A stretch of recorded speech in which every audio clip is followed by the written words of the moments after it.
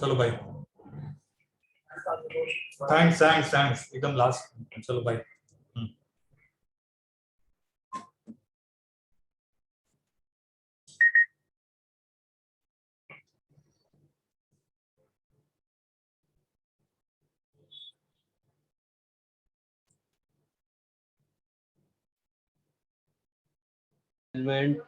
This meeting is being recorded. Remote access being one of the very important areas since COVID. Remote access is being used extensively at all our firms and also as part of SEBI compliance.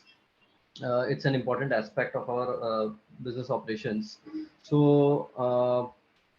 Bharat ji has been covering cybersecurity for quite a few number of years, and in fact this is his third or fourth event with us. It's a third event with ANMI. Third event with ANMI. So he's covered all the basics in the past few events, and this time we have chosen to be more specific with the agenda. We've tried to choose the points which are relatively new and which have come up in the past 1 year. So with this, I'd like to welcome all the participants, and Bharat ji, please take it from here. Thank you. Thank you, ANMI. Thank you, Kaushik. Thank you, Manvardhan, for this opportunity. This is my third session with ANMI. Like we started in 2020, then 21, and this is 22. So today I'll be basically covering mainly on the remote access guidelines which have been given by SEBI and the exchanges.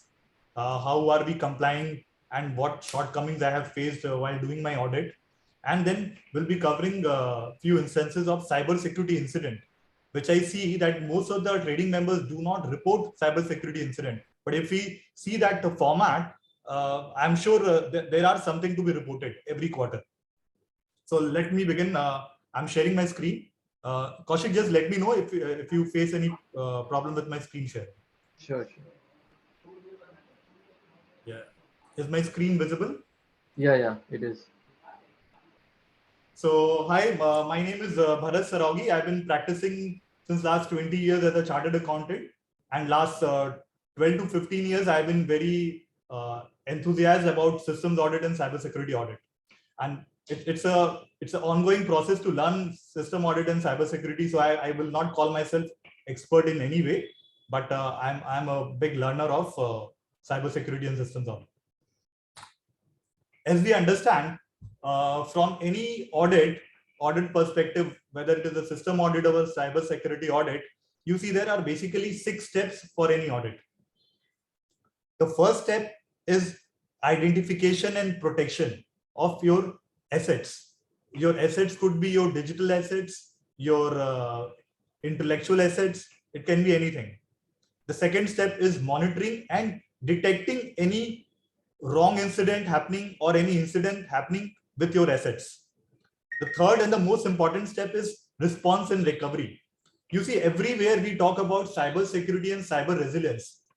Resilience is part of response and recovery. How quickly you respond to any attack and how quickly you recover from that attack. That is the main key area. Now cyber threats and any kind of attack is very, very rampant, and nobody is spared. So the most important part in today's world is how do we respond to that attack and how quickly we recover from that attack. The fourth step is sharing of information. Sharing of information means sharing within the group, within the office. You discuss if any incident has happened with your employees, with your directors, with your technical team, so that they are aware these kind of incidents are happening and how to overcome, so they also don't become victim of that. It is more of an awareness, and sharing this information with regulatory body, SEBI, with exchanges, and sharing this information with Certain is the Computer Emergency Risk Team of India. It's a government body which has given a mandate for every company, every corporate, that if certain kind of incident happens in their organization, mandatorily they are supposed to share this information with Certain. Then the fifth step is training and education. Training and education is again very important step, where you see 95% of the attack happens through us. It is not that the system is vulnerable. It is basically we are the people who allow those cyber threat attackers to get inside our system through phishing, through spam. So when we train or educate our team members, not just the directors, not just the technical team, but all the team members, then only the entire purpose of cyber security gets served. The sixth step is periodic audit. Periodic audit, in our case, SEBI and exchanges have made it a compliance part as a mandatory part. But even if you are not a stockbroker or it is not mandatory, it is always advisable to have a periodic audit, like what systems are we following, what are the vulnerabilities in our system, is there any policy, how do we deal it, if there is an attack, who will be person who will be responsible to deal with that attack, how quickly can you come with that. It is like a mock drill. And what lessons you have learned and how to move forward. So these are the 6 steps every organization need to follow in this robust time where everything is changing. The technology is changing so fast. So if the organization follow these 6 steps, there's a less chances that there will be financial problem with you with regard to data stealing or any kind of attack or ransomware attack. Why are we doing this cybersecurity training? As I mentioned, it gives a lot of value addition to your employees, to your team members. We all understand the concept. We are on the same page. It is not like that the technical team is understanding something and the people who are dealers or who are accounts people, they don't understand. We are on the same page when the entire team is being educated. I would request every organization to have a proper training program for all the employees, not just 2, 3, 4 employees for certification purpose or for compliance purpose, but for basic awareness purpose, that all the employees should come together and get the training done. Training means basic awareness, what to click, where to click, what to download. These all are very, very important. It directly and indirectly affects all the organization. As I mentioned, cybersecurity is a team effort. Like everybody has to contribute. You cannot have few people who understand cybersecurity, a few doesn't. The people who doesn't understand, they always create the mess. It's been mandated by SEBI and exchange as per the circulars. You are supposed to get the entire team with trained with cybersecurity latest news, latest features. It is a part of your cybersecurity, cyber resilience policy also. Then it promotes a kind of cyber hygiene and cyber habit. Like you have to keep on sharing all these information with your team members, the team members sharing this information with their family members. So it has to go in that way. And the entire process helps you to mitigate the risk, to reduce the incident. You cannot stop the incident. You cannot completely come out of that risk, but you always mitigate the risk by cybersecurity training. Let us try to understand what is the definition of cybersecurity and cyber resilience. In all my training program or in all my presentation, I try to give an overview of the definition. Cybersecurity means protecting data, protecting your systems, protecting your networks, programs, and devices from any unauthorized access. Unauthorized access could be anything. Could be from outsiders, from disgruntled employees, for people who have left your organization, from your vendors who are not supposed to have access, and it could lead to destruction or change of data or your system. And cyber resilience is basically an ability of any organization to respond and to recover from any attack while continuing to operate effectively. It is basically your business continuity plan. So why there's a sudden huge surge in cyber frauds? We have been hearing in newspaper and in all the media that every day, every second, somebody is being conned, somebody is being cheated. A lot of cyber frauds are happening because the last 2 years have been a huge change in the dynamics of cyber. People are working from home. People are still working from home. In the IT industry, it has become a trend for people to work from home. People are remotely accessing all the data.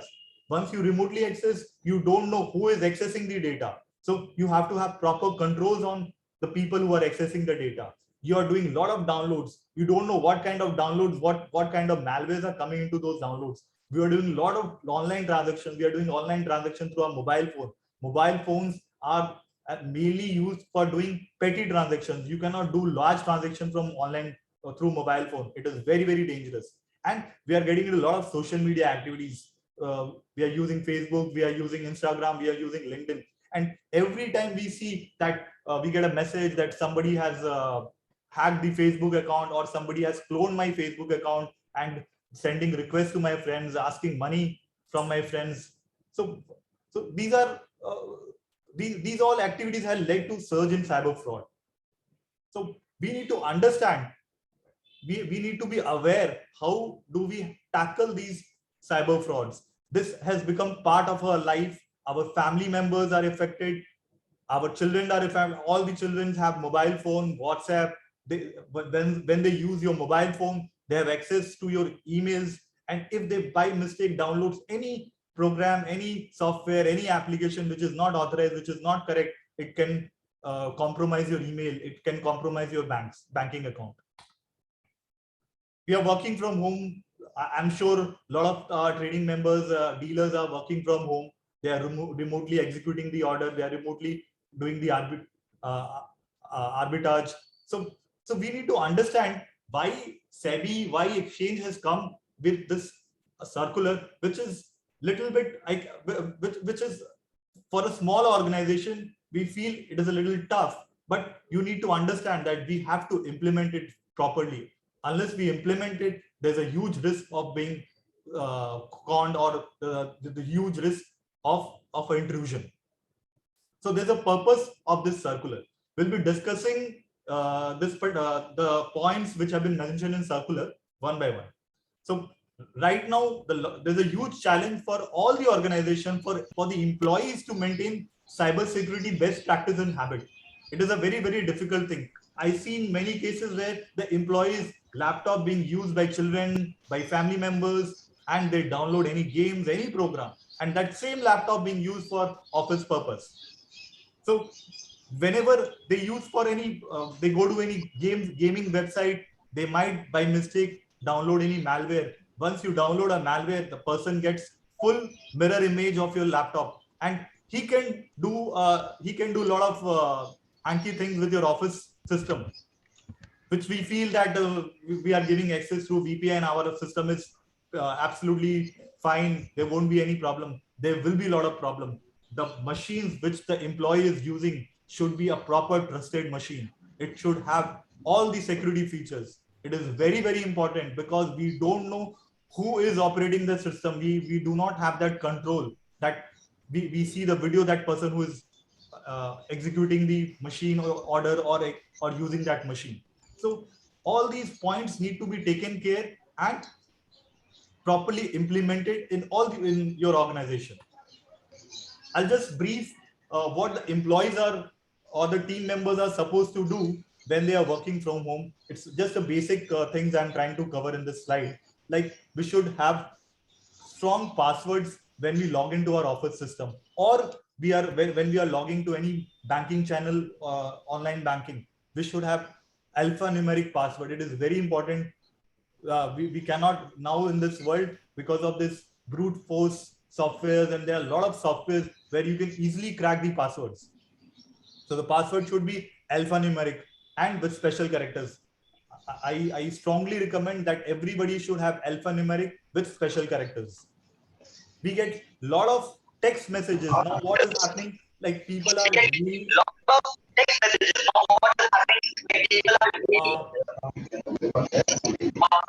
request, please. Can you mute everyone?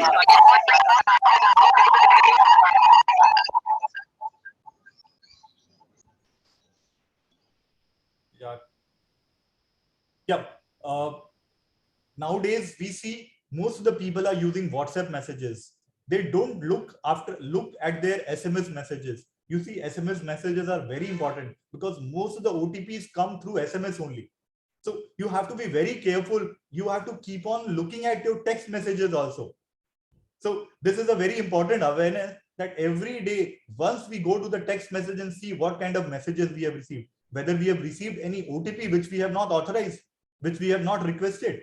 So once we see that kind of message, immediately it creates a alert in our mind, and we take action for that.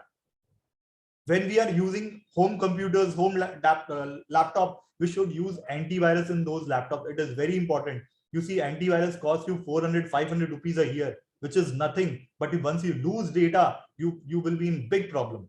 So everybody is, in fact, I would recommend every person to use antivirus in their mobile phone also, because now mobile is a very important gateway for any intrusion. So any person can get into your mobile phone and create a lot of problems for you. Since once you are using antivirus in your laptop, you can have a firewall, a software firewall for your laptop, so that people it create a hindrance for intrusion attack. When you're doing your online banking, I'm sure most of the banks have already implemented multi-factor authentication or two-factor authentication, but we should be careful from where are we doing our online banking. We should not use public Wi-Fi for doing any kind of sensitive online banking. And we should restrict ourselves for doing small transactions in mobile phone and large transactions through laptop or desktop, which have limited number of softwares. Always be very careful what you are clicking.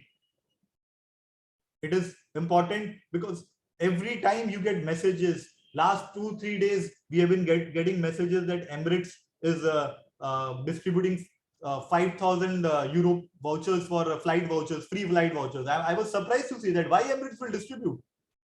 If you go to that link, those are all spam links, phishing links. Once you click that, your phone get compromised, your laptop get compromised, and your entire information get leaked to that person. In this world, nothing is free. So you have to be careful what you are clicking.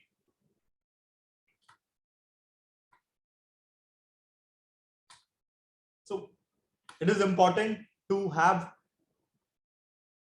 genuine operating software in your machines. If you are using Linux or if you are using Windows, it is very important that you download it from proper source and you keep on updating it on an auto mode format.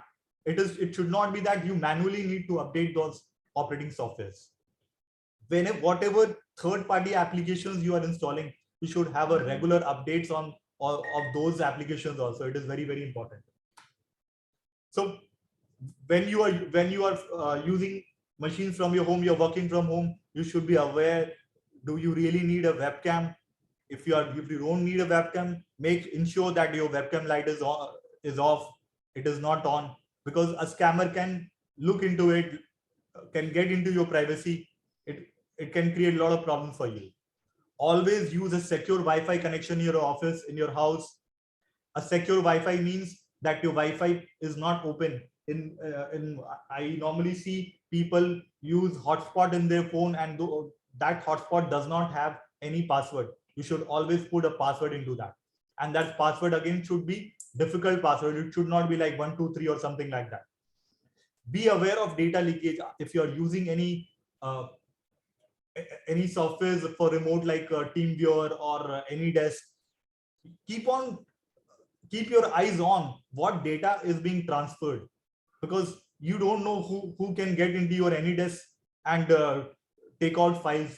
So you have to be very, very aware about those data leakage. Always disable your Bluetooth audio, because through Bluetooth also intrusion can happen, and certain IoT devices can be hacked. Alexa can be hacked through Bluetooth. So just to sum up, as a team member, as an employee of your organization, if you're working from home, you are requested to maintain best practices, best cyber security practices, which I mentioned. You should always be aware what you are clicking. You should always have a secure Wi-Fi connection, and you should use a strong alphanumeric special character passwords. So let us now move to this remote access framework, which SEBI has given. You see, SEBI has recommended these framework based on the Technical Advisory Committee meeting of 30th April 2020, when COVID was at its peak. And all these points, all these recommendation or your framework, these are absolutely necessary, and they are taken from best practices globally. Yesterday, I was going through few materials of SEC, Security Exchange Control from USA. They are also on the same line. Like, in fact, they are issuing what SEBI did 2 years back. So these framework, these steps are very important for proper health of your organization. If there is a data leakage, if there is a wrong execution of order, any fat finger being intentionally done by outsider. So if you follow these framework, I'm sure a lot of problems can be solved, a lot of intrusion can be detected and stopped at that point. So the first thing, every organization, every trading member need to have a documented remote access policy. This is the first thing we look as a system auditor or as a cybersecurity auditor. You should have a documented policy that what are the remote access are allowed in your organization, how are you handling it. So once we go through all these points can be included in our remote access policy. Like, every organization need to demarcate machines which being used by the end users. End users mean the dealers. They should be defined as trusted machines. Trusted machines mean these machines are the machines which will be only allowed to access your office data center. Other machines will not be allowed.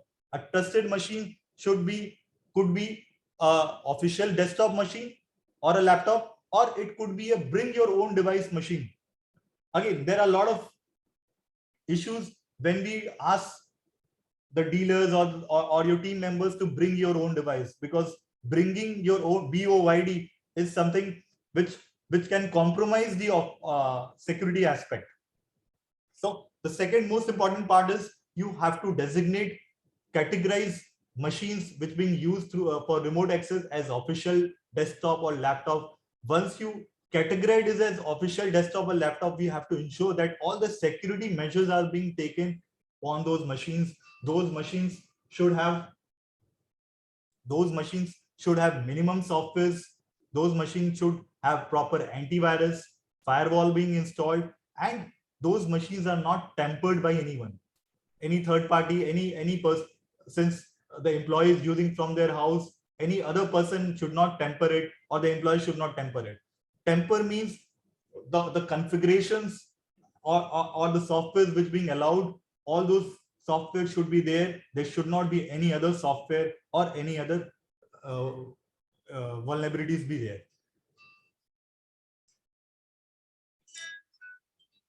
Just 1 second. Hello.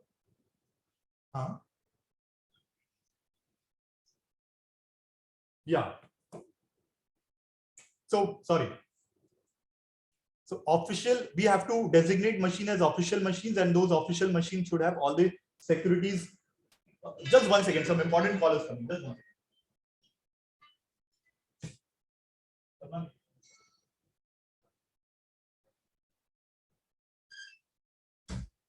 Sorry for the interruption. So as I mentioned, we have to categorize official desktop and laptop, and we have to ensure that those official laptop have security measures and they are not tampered. So once we have designated those machines as official desktop or laptop, the internet connectivity on those official devices should be used only for accessing your office server, office data center. This has been categorically mentioned in the guidelines that it should not be used for any other purpose. So you need to have the idea of that particular point is, for that particular machine which you are using as official, which you are categorized as official desktop or laptop, in that machine the internet connectivity should only be used for accessing the data of the data center or your applications, but not for any other activity. This kind of discipline need to be applied by all the employees, all the team members. As if that particular machine internet connection being used for any other purpose, there could be a problem of intrusion. There could be some attackers getting inside your system and putting inside a malware also. So it is a very, very important point. An employee can use the internet connection for any other purpose also, but through other machine or through their mobile phone, but not to that particular trusted machine. Organization can have a policy of putting in place bring your own device. Bring your own device is basically a facility given to employees that you can use your device also in accessing the data center of your office. Again, bringing your own device may create a lot of risk in terms, because this device is being controlled by the employee. The ownership is with the employee. So there is no control of the organization. But once you have decided that, okay, you will allow bring your BOYD, then you should have a proper list of all the positive applications and the negative list of applications. Positive list and negative list means in those particular device, no other application will be allowed which are not in the positive list. And a proper audit trail need to be maintained. Those devices may be subject to periodic audit also. Periodic audit means that you might need to ask your employees to come to office and you do a vulnerability testing for those devices.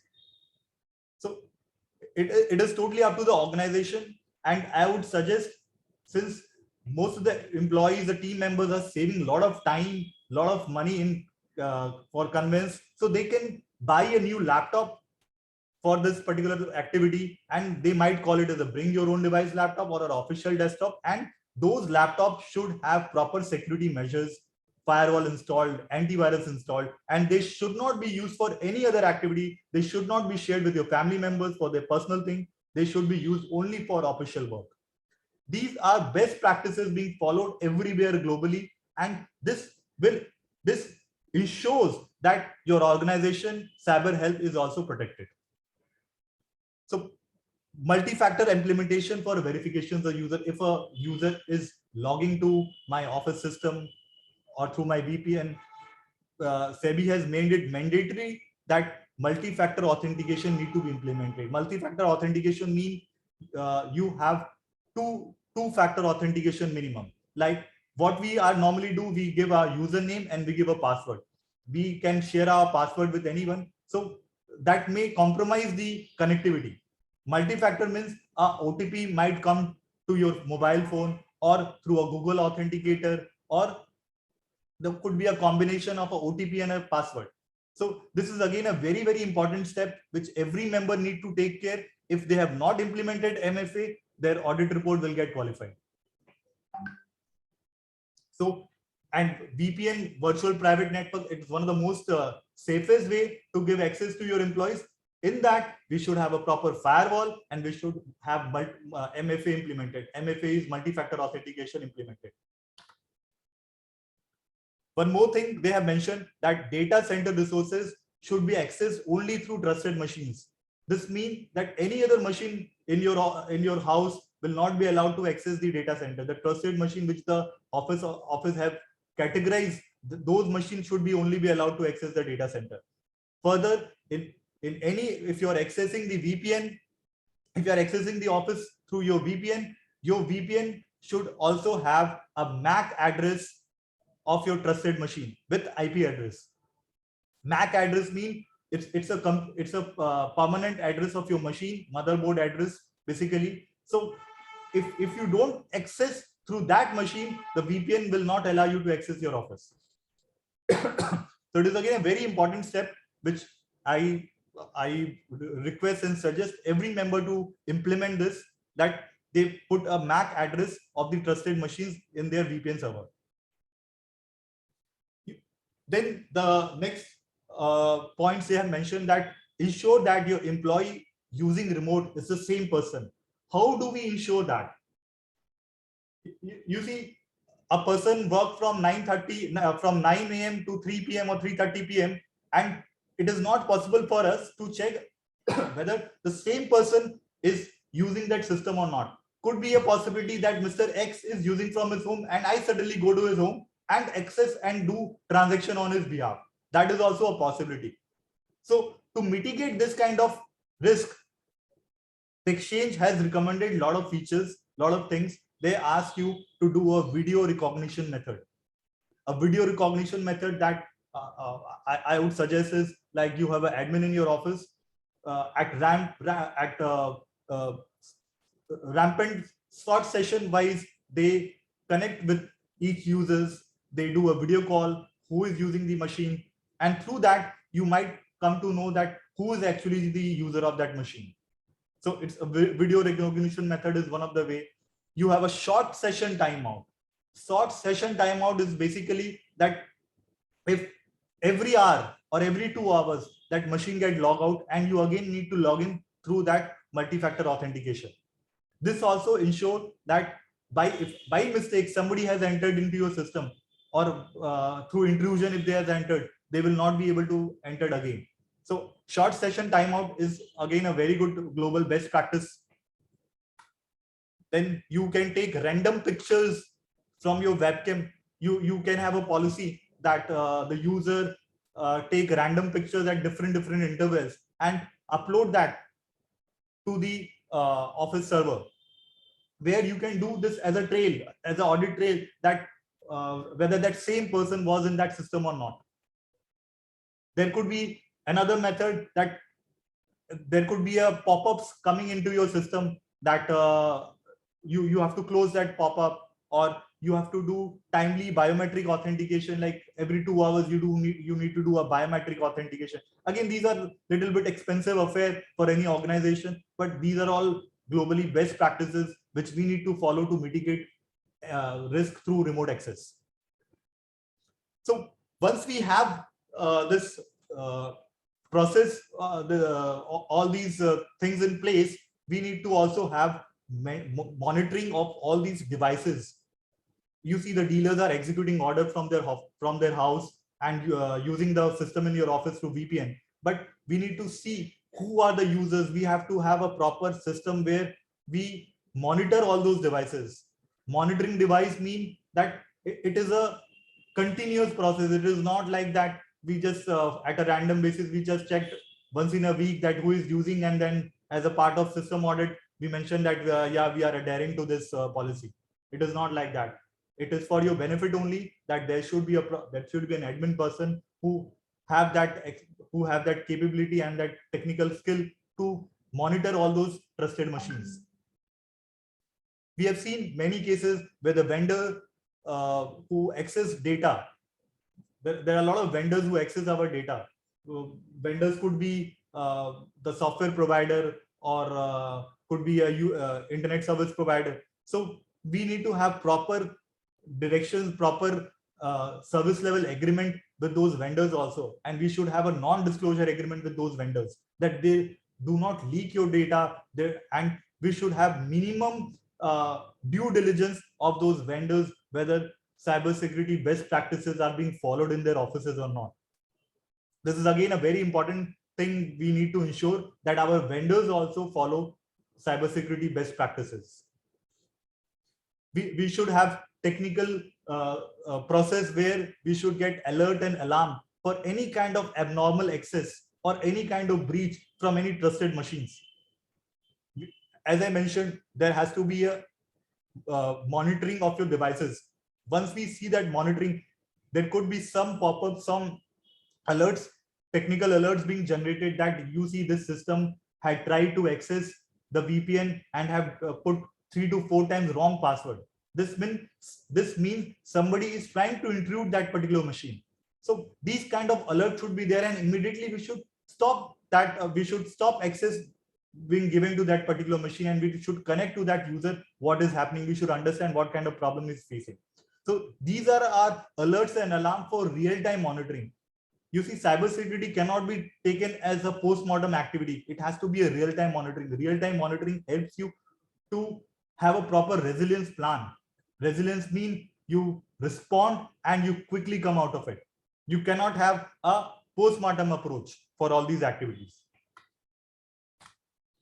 So this is basically the remote access framework which SEBI has given to the stock exchange, and the stock exchange has given to all the members to follow.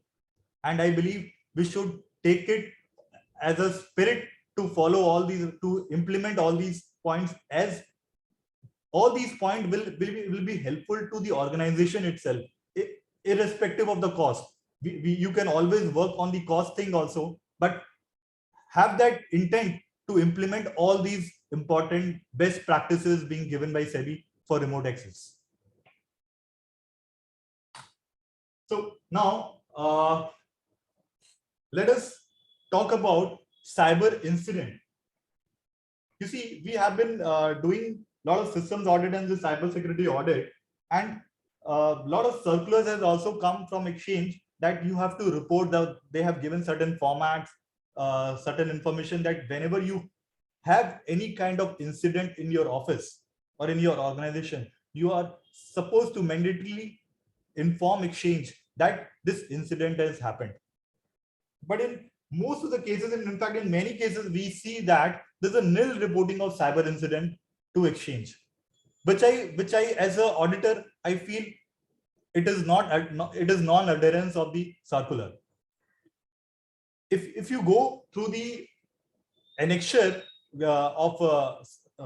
I'm just going through this incident reporting form. If you look at this annexure, they have categorically mentioned what kind of incidents and what kind of unusual behavior or symptoms you should report in your incident reporting form. You see, this incident reporting form is not, it's more of a sharing of information so that exchanges, SEBI can alert other members also, and they can have a proper mechanism to deal, they can have a solution to deal with these kind of problems.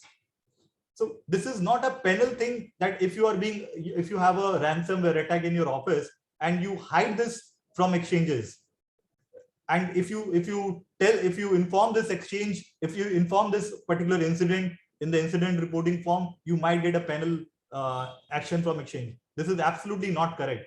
The entire idea is to sharing of information, to create awareness between the trading members. The exchange will come out with circulars that these kind of incidents are happening. Please don't click on those links. So I'm just giving you an example.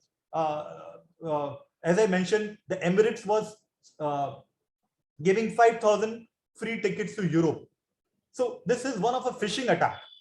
So you as a member, you have received this in your WhatsApp or in your email, and you happens to click that, and some kind of malware got downloaded, and there's a ransomware attack in your office, and you keep it as a secret in your office. You don't tell it to anyone. You don't discuss with any other trading member. You just, okay, ransomware has attacked, let us delete all the files, let us restore the data. But what has happened? You are hiding this information from other members being attacked, and since you had that capability to come up quickly because you had the backup and you were able to restore it, other members may not have that capability and ability. So if you share that particular incident with exchange will come up with kind of advertisement with circulars that don't click on those links, don't do this. So you are basically helping the entire system, entire ecosystem of the financial intermediaries, where you are sharing the incident, and through those incidents you are helping others so that they don't get into this trap. Again, the entire purpose of this cybersecurity training awareness is to help you to mitigate the risk. Just imagine a situation that there is a war-like situation in India, with China or Pakistan, and the Chinese digital army is attacking all the financial intermediaries, and they are sending ransomware attack. What kind of what will be our response to those attacks? Will not be able to handle it. So how do we handle it? We can only handle with through awareness, through our planning, incident response plan. If there is an attack, who will be responding? How will be responding? What are the backup process? How are we restoring it? How our business continuity plan stays? We don't fail. As a country, as a nation, we need to come together on all these aspects. So I request all the trading members, please report any kind of cyber incident which is happening to your organization. It is not a penal thing. It will in fact help all other members, all other financial intermediaries. It can become an awareness thing. Let us discuss what are the incidents which comes under incident reporting. So you have a phishing attack. A phishing attack means that somebody has sent you SMS, a link SMS, or a WhatsApp SMS, or a link in your email, and they are asking you to click it. That phishing attack could be like they have created a fake bank website, or they have created a fake Amazon website where asking you that you click on this and you get a free 1,000 rupees voucher from Amazon. It could be anything. If your software, if you're using email and you have a proper email security installed in that, most of the phishing attacks being filtered and they get transferred into the spam folders. So if this kind of attack is happening, if that directly goes into the spam folder, there's no need to report. But if you see that mail in your inbox, so I feel as an auditor that we should immediately report this incident to the exchange. If you see any network scanning or a virus being downloaded, or a malicious code being by mistake downloaded, or if you have a website and suddenly one fine morning you see the website name has changed and there's something else being shown in the website. So these are all kind of attacks being happened to you. If there is system misuse, if you have your client data, all the client personal information is there, the client PAN number, Aadhaar number, bank details in a particular laptop is being downloaded and that laptop is stolen. Again, this is an incident, a very important incident. You should do a FIR, you should report this particular incident to the exchange also. If there is a email spoofing is there, somebody is looking at your email, if there is a denial of service attack that you are your application is unable to being accessed by anyone, or your website is not opening because somebody has hacked it or some kind of attack has happened. So these are all different type of incidents which are happening. Your user account being compromised, your email being compromised, somebody has hacked your email and they are sending emails to other users, other persons or your clients, and asking money from them, giving different bank account to transfer fund as settlement, as pay in or pay out, whatever. So these are all very, very important incidents. You have a technical vulnerability is there in your machine. You have a ransomware attack. I have discussed with few of the members, they have ransomware attack not just once, twice, thrice because of the same IP. So now they have changed their IP. So ransomware is basically they download a software in your machine and all your important files, folders get logged in such a way that you need a key, a password to unlock those. And for that, the person who has installed that ransomware will ask a ransom from you. Even if you pay ransom, there is no guarantee that he will give you the key and you are able to unlock all the files. And even if you unlock all those files, there is no guarantee that that person will again do a ransomware attack. So these are all important incidents which we should report. So how do we report it?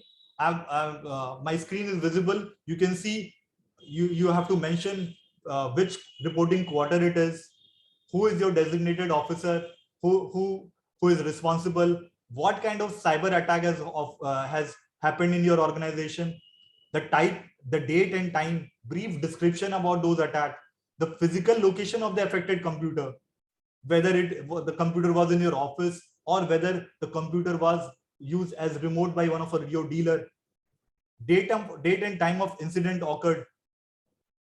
So information on affected machine, what is the IP address of that machine, what was the operating system, when was the last patch updated, again very important.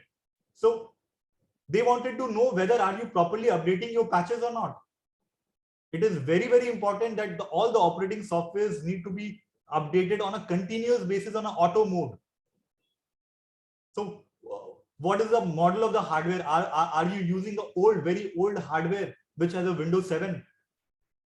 So all these important things helps in understanding the problem and analyzing the problem and to come up with a solution.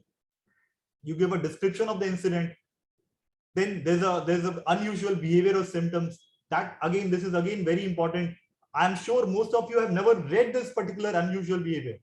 System crashes, new user accounting discrepancies, failed or successful social engineering attempt, unexplained poor system performance. Suddenly your system becomes slow and you are unable to understand why it has become slow. Your website has become slow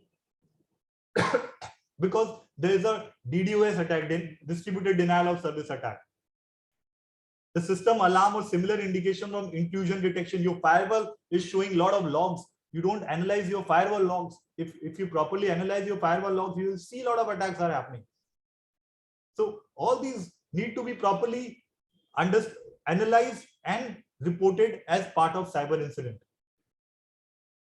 So you have denial of service, you have usual timage of usage, you have presence of new setup or files. So activity during non-working hours or holiday.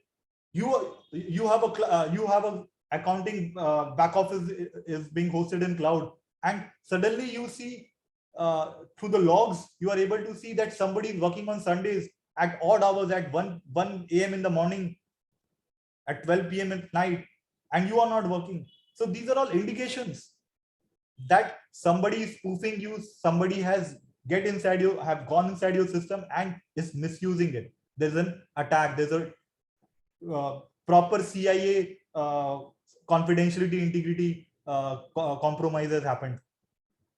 So all these need to be reported to the exchange. So has the problem been experienced earlier? This is again a very important things to understand why it has happened. So you have to mention that, have you informed to law enforcement? Law enforcement could be a police EOW office or a cyber crime office. Have you taken help from any private agency? Have you informed to certain is computer emergency? There's a website certain-org. This is a government of India website where they ask people to come out with all these attacks so that they can create awareness. They can help you to come out of this attack and give a proper recovery from this attack. So these are the information which we need to share with the exchange, with certain, with cybercrime, and within the our organization, like sharing with ANMI members at the ANMI meeting. I would suggest that ANMI should have at least once in a quarter a meeting on cybersecurity where they discuss all these kinds of incidents happening to the members. So that awareness is being created within the members so that it does not happen to the other member.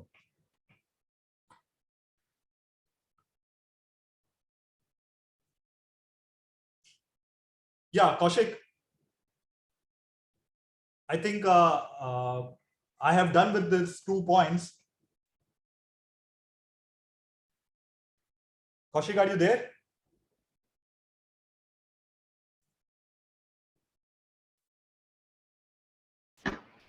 Hello. So we have to be very, very careful. We have to understand. Yeah, I'm here. Yeah, we have to understand these things need to be followed properly. There is a big reason for exchange, for SEBI to give all these guidelines. They have not given it just like that. It is for the benefit of the organization. It is for the benefit of the financial intermediaries, for the benefit of the nation. So just to sum up, I would request everyone to follow at least this 10 steps. Use genuine operating software in all your machines. Regularly update those operating softwares. It is very important because you see every month Microsoft release a list of vulnerabilities and updates on to mitigate those vulnerabilities. Similarly, it happens with Linux also. You have to regularly take backup of all your critical data. Critical data could be your trading logs also, your client information. If you are doing a lot of client trade, then the client data should be properly protected and backups should be taken. You should test your backup regularly. It has happened many times that we take backup but we don't test it. when the time comes to restore it, we see that those backups are not in proper format and those are not opening. So it is very important to have a proper policy to test your backups every month, that the backups are being taken properly through professionally managed softwares. Maintain updated antivirus machines for your phones, for all your desktop, laptop, and your phones, and for your servers. Then don't open any attachment which you don't know.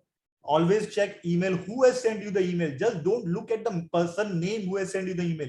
Look at the email address. That will only tell you who is the correct person who is sending the email. If you are using a third-party application, regularly update the patches of those application.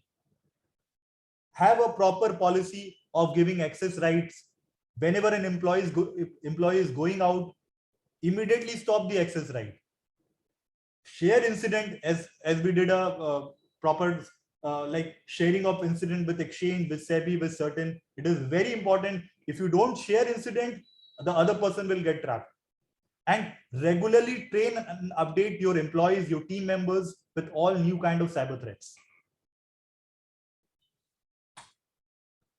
So Kaushik, we can have questions now if somebody wants to ask something. Yeah. Any questions? Please unmute yourself and. Yeah, I'm just unmuting.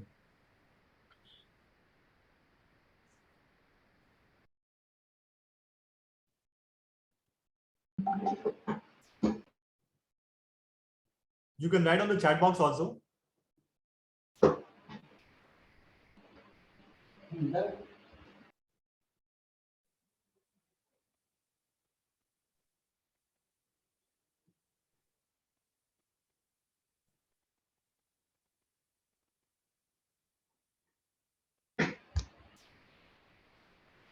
I think Pradeep Pradhan has his hands raised for a while. We can ask. Yeah, I've asked him to unmute.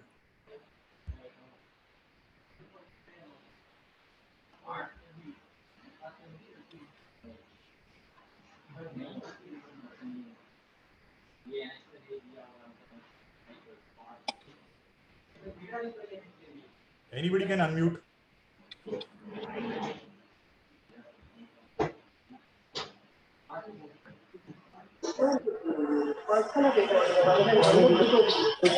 Somebody has asked me, kindly explain VAPT.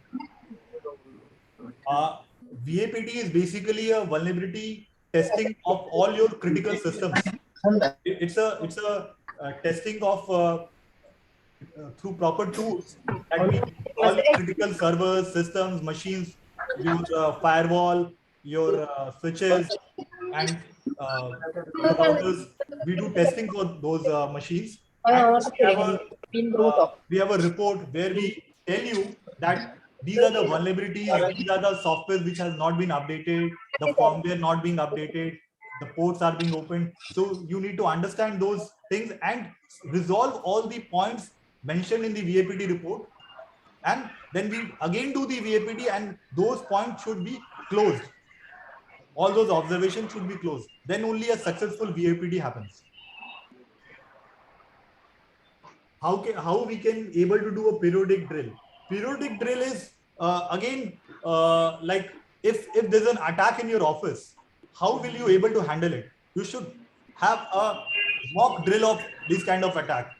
You have a proper understanding that these are the 4 people who will be responsible for taking the backup, restoring a backup into a new server, immediately make the server up, and how will you inform the exchange certain.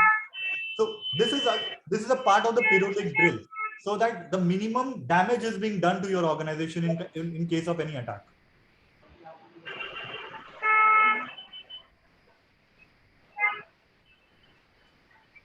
Yeah, antivirus slow down the machine. You have no other option to, like, antivirus is a must.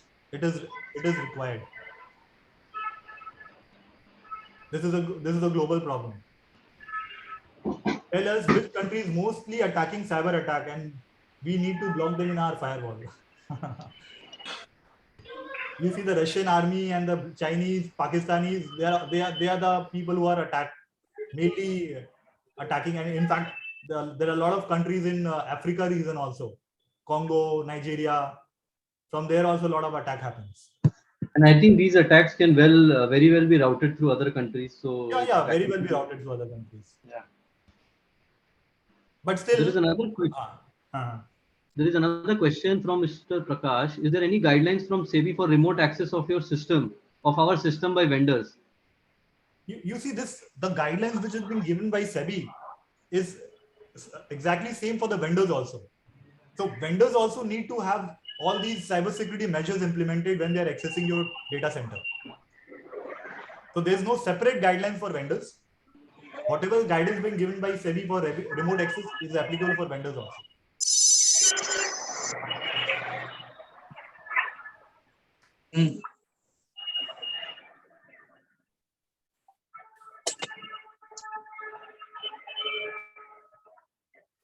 I think the query more is towards when we are giving access of our systems to vendors. Yeah. So if you're giving access to vendors, the first thing, we should have a proper service level agreement with the vendors. We should have an NDA, non-disclosure agreement with the vendors. What kind of access you are giving, who are the person whom you are giving the access. That person should be identified. It should not be that the vendor have multiple people to access your system. I'm just giving you one example. There could be more steps can be taken, implemented. And what would be the ideal way to give access to vendors? Can they be on a remote access tool or? Yeah, they can be on a remote access tool. As I mentioned, certain person will be allowed to take access. What machine is he taking the access? The trusted machine, a MAC ID of that machine need to be given to you in your VPN. So whatever steps we follow for dealers, that should be followed for vendors also. Okay. Another question from Fearless Securities. Capturing users' photo while they are accessing VPN and the same is being stored in server. Is there any software for the same? I am not aware about those software, but we can have some process where we create folder in our system, and the user take the snapshot and put that into his folder. So I think there is a software offered by Zoho, if I'm not wrong. It's an attendance software. There are many softwares. All are paid softwares. There are many softwares. How safe is AnyDesk? AnyDesk is as risky as any other software. Nothing is safe. If you open it, anybody can get in through AnyDesk, can download a file, can upload a file, can take the file. So you have to be very careful when you are dealing with all these kind of remote access softwares. I believe through VPN is one of the most safest way. And you have a proper firewall, you have a MAC ID of your trusted machine. So all these features are helpful in mitigating the risk. If I take backup regularly and same transfer to pocket drive, and it is necessary the same backup pocket drives keep other secure place other than office. Yeah, you can do that. You can keep the backup in cloud also, in OneDrive, in Google Cloud. But you need to be careful. Where are you storing it? And there should be two-factor authentication to access those storage. तो फिर से file upload करना पड़ेगा, सब दिखाई देगा। नहीं समझ में आया, क्या पूछ रहे हैं आप? हर रोज अगर संडे भी हो, संडे भी फाइल अपलोड करना। I think it's they are talking about themselves now. Never mind. Kindly explain about VAPT audit, which is being made compulsory from exchange and SEBI. I think not the right forum to talk about it. Let ANMI comes out for this. No, but at least you can guide as to what needs to be done, I guess. You see, the first thing is you have to make a list of all your critical assets, critical machines, and share that machine with as per the SEBI, the certain member. They will look into it. They will do a VAPT audit for that. That is the approach, how it works.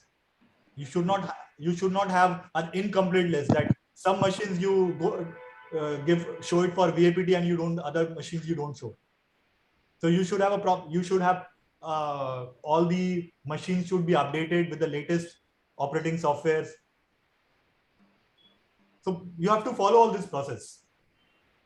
Okay. There is a question: if we update the system every now and then, there are changes in the configuration and that leads to non-working of certain softwares. What to do in this case? I don't. Again, this is a part of hardening.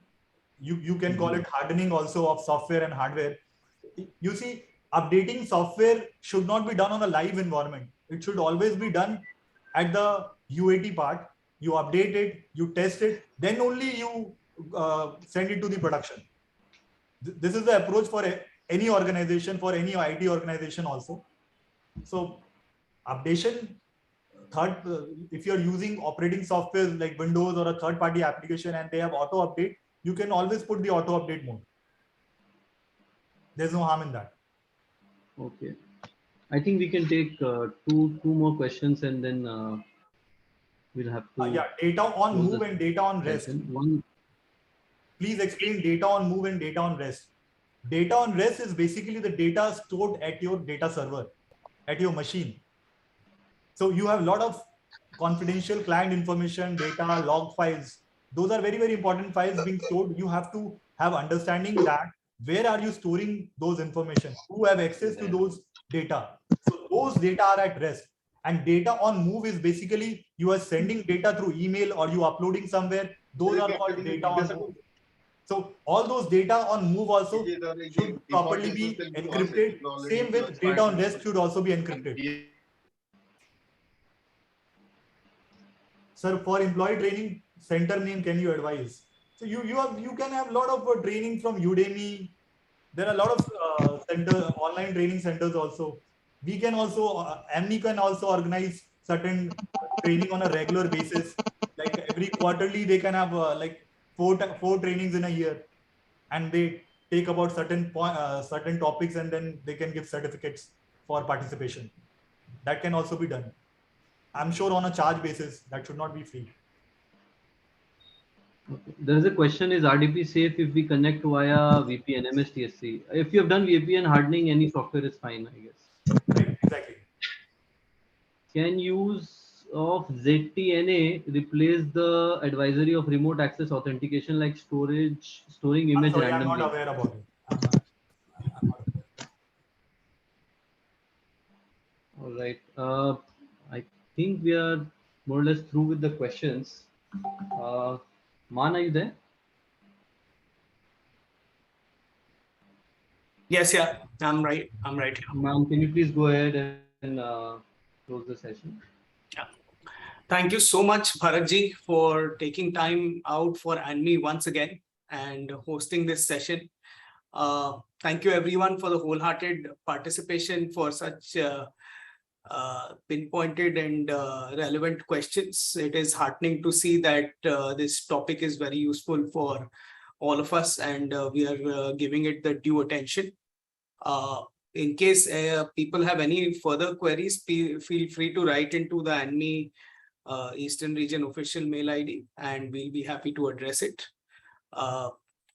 Again, thank you everyone, and we'll draw this session to a close. Thank you so much.